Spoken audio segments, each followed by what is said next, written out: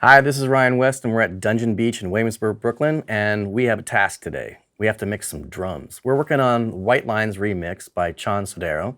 I've got some percussion loops and some claps and a few different sounds that I need to bust together and compress a little bit in EQ and maybe even add some room reverb to it to make it sound like it's sort of expanding and collapsing, moving with the tempo of the song. And I want it to occupy its own space in the mix. I want it to sound lively. I've selected these 4 tracks. I've left the kick drum and the main snare out of this particular group because I want those just to work on their own. I'm going to take this group of tracks, apply the compression, the EQ, a bit of room reverb to make it move with the song. So now all 4 of these tracks are sending to the group drums, and we can play those back and hear them just in this return.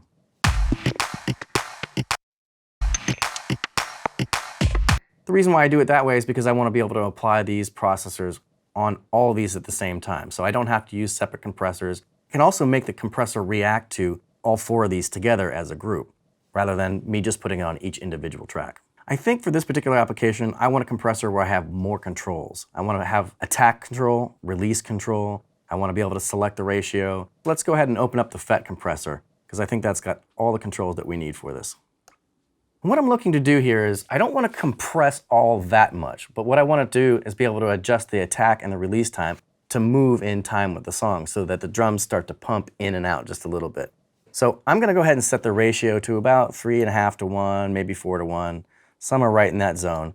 I'm going to use a medium slow attack time and a pretty fast release time. That's not going to be my starting point, but I'm probably going to adjust this a little bit so that it works with the tempo of the song as I listen to the drums and solo.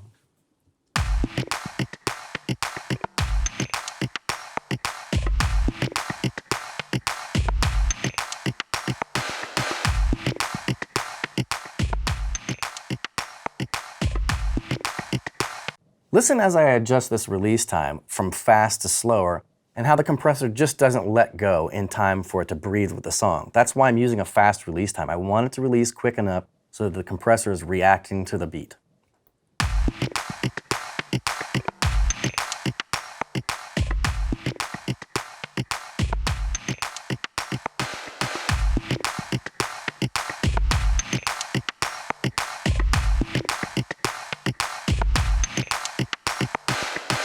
Check out what happens when I go ahead and bypass this plugin.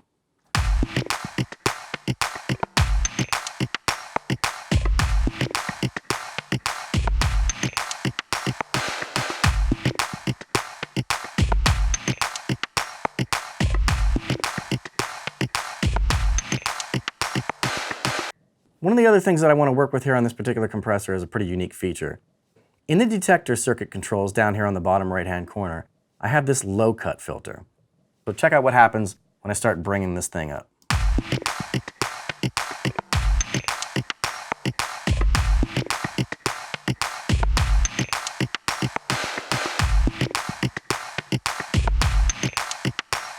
Okay, I'll put it in bypass, take a listen, and I want you to hear how the low frequency is not really affecting the compression at all.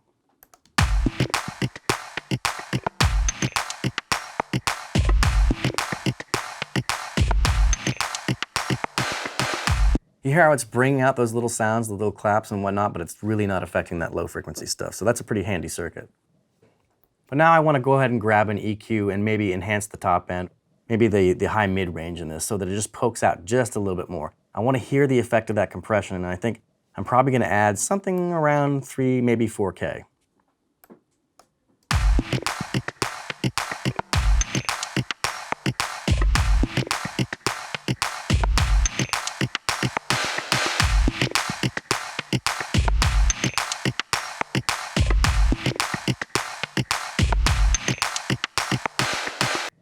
I think that accentuates those little clicky-clacky rhythms that are in there, and that's what I really wanted. I want this little rhythmic element to just move with the song. So let's go ahead and listen to this in bypass, and then I'll pop it in halfway through and you'll hear the difference.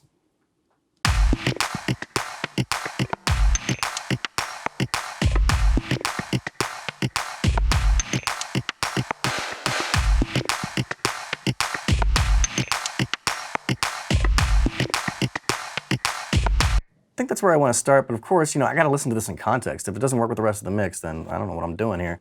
So let's take it out of solo and hear it with everything else.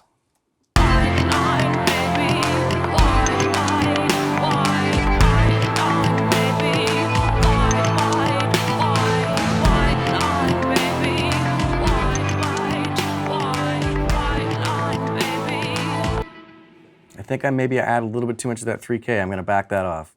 You know what, let's also try a low pass at 12K. I think maybe that might just lop some of the top end off just enough to let that vocal stay on top of the mix.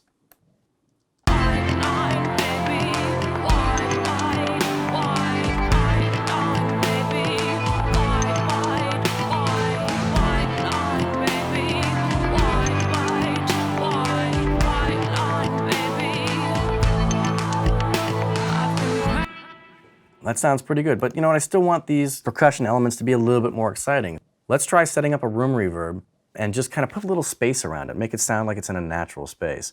This time I'm going to do it right on this drum return because I'm really only going to use this room reverb for the drums themselves.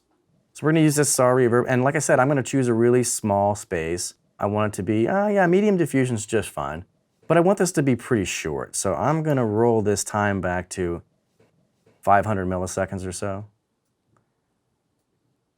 That's almost all the way down. And I don't want it so bright, so I know I want to start off with a little bit darker setting.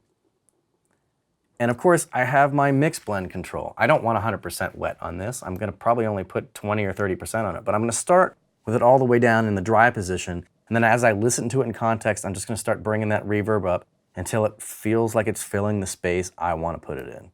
So let's try that.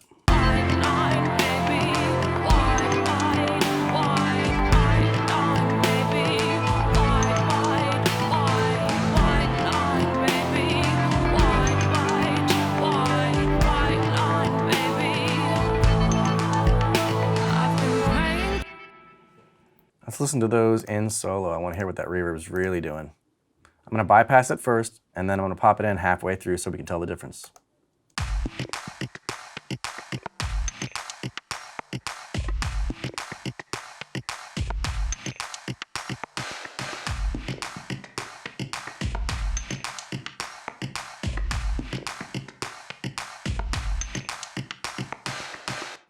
I think I put a little too much on while I was listening in context. I backed that off to about 16% or so. Put it back in the mix, take a listen to it one more time, and see if that's what we really want. I think it is. It sounds pretty cool. It really filled the space out nicely.